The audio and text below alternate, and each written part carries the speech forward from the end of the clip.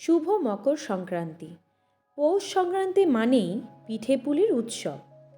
প্রতিটা বাঙালির ঘরে ঘরেই পিঠে পুলির না হলে কি চলে? তাই আজ হাজির হয়ে গেলাম দুধ পুলির রেসিপি নিয়ে।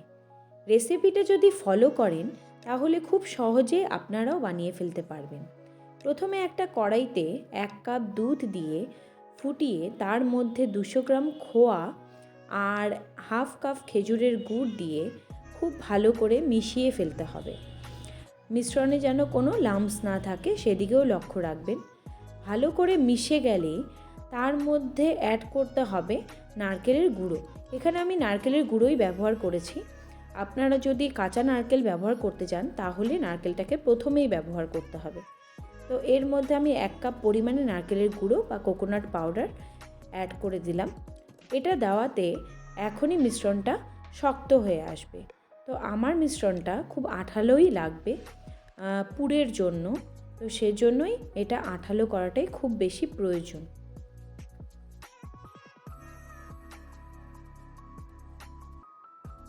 দেখুন আমার মিশ্রণটা প্রায়ই রেডি হয়ে গেছে।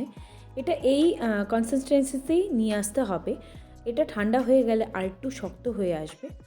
তো সেম কড়াইতেই আমি 2 কাপ জল নিয়ে নিয়েছি, তার মধ্যে 1 চামচ ঘি দিয়ে দিয়েছি। এবার এর মধ্যে 2 বাটি চালের গুঁড়ো নিয়ে নেব। চালের গুঁড়োটাকে ভালো করে মিশিয়ে নিতে হবে।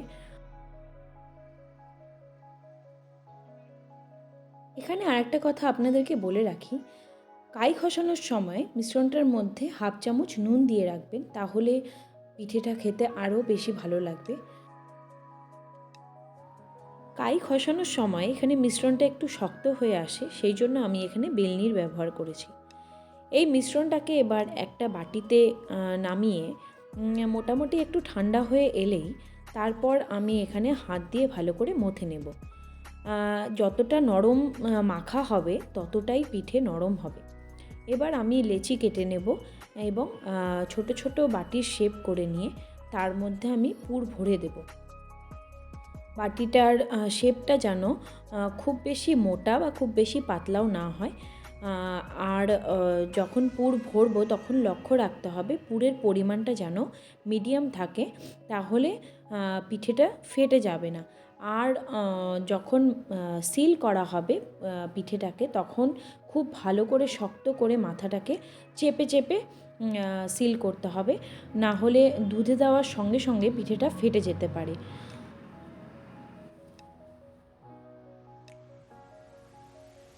দেখুন আমি পিঠেগুলোকে যেভাবে সিল করছি, আপনারা সেই প্রসেসটাই ফলো করুন, তাহলে পিঠেগুলো আপনারা ভালো করে বানাতে পারবেন।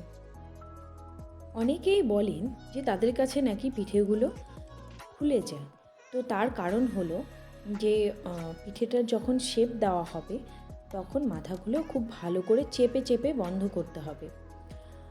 আমি আপনাদের সুবিধার্থে আরেকবার বানিয়ে দেখাচ্ছি, দেখে নেন। বাটিগুলো বানিয়ে তার মধ্যে পরিমাণ মতো পুর ভরে তারপর খুব শক্ত করে মাথাগুলো চেপে আমি একটা শেপ দিয়ে দিয়েছি। খুব সহজেই হয়ে যায় এটা বানানো, খুব বেশি কঠিন কিছুই নেই।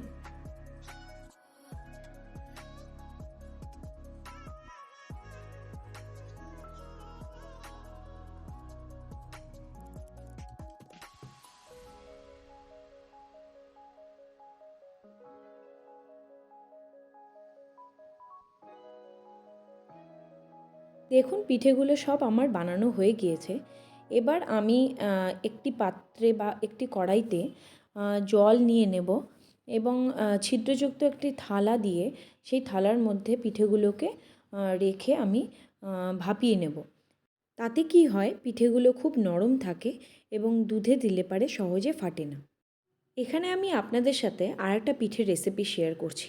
এখানে আমি 2 বাটি চালের গুঁড়ো, হাফ চামচ নুন আর জলের সহকারে একটি ব্যাটার তৈরি করে নিয়েছি। আমি এখানে বানাবো আজকে চিতই পিঠা। তো আমাদের সংক্রান্তিতে খোলা পোড়াতে হয়, এটা নিয়ম আমাদের। তো অনেকেই বলে যে খোলা থেকে নাকি চিতই পিঠা ওঠে না। তো প্রথমেই একটুখানি তেল মাখিয়ে নিতে হবে, তাহলেই পিঠেগুলো খুব সহজেই উঠে যাবে। দেখুন পিঠেগুলো কত সুন্দরভাবে ফুলে গিয়েছে। তো নেক্সট আমি আরেকবার আপনাদেরকে দেখিয়ে দিচ্ছি। 1 হাতা নেব, নিয়ে এখানে দিয়ে তারপর আমরা একটা ঢাকা চাপা দিয়ে তারপর একটুখানি জল দিয়ে এটাকে ফুটতে দেব। হিটটাকে আপনারা হাইতেই রাখবেন, লোতে রাখলে পিঠেগুলো শক্ত হয়ে যাবে। দেখুন কত সহজেই পিঠেগুলো উঠে আসছে। প্রথমবারের বা প্রথম 2-3 বারের পিঠেগুলো ওঠাতে খুব অসুবিধা হয়ে যায়, কিন্তু পরের থেকে সব ঠিক হয়ে যায়। এবার আমি একটি পাত্রে 3 লিটার দুধ নিয়ে নিয়েছি। এবার আমি আপনাদেরকে এখানে বলে রাখি, যেহেতু চিতই পিঠা, পুলি পিঠা সবই দুধে ভেজানো, তো আমি সমস্ত পিঠাই আমি ওই একই পাত্রে দিয়ে তারপর পরিমাণ মতো খেজুরের গুড় দিয়ে আমি ভালো করে জাল করে নিয়েছি, যতক্ষণ না পর্যন্ত পিঠেগুলো নরম হয়ে যাচ্ছে আর দুধটা ঘন হয়ে আসছে। যদি ভিডিওটা ভালো লেগে থাকে তাহলে please like, share and subscribe করে দেবেন।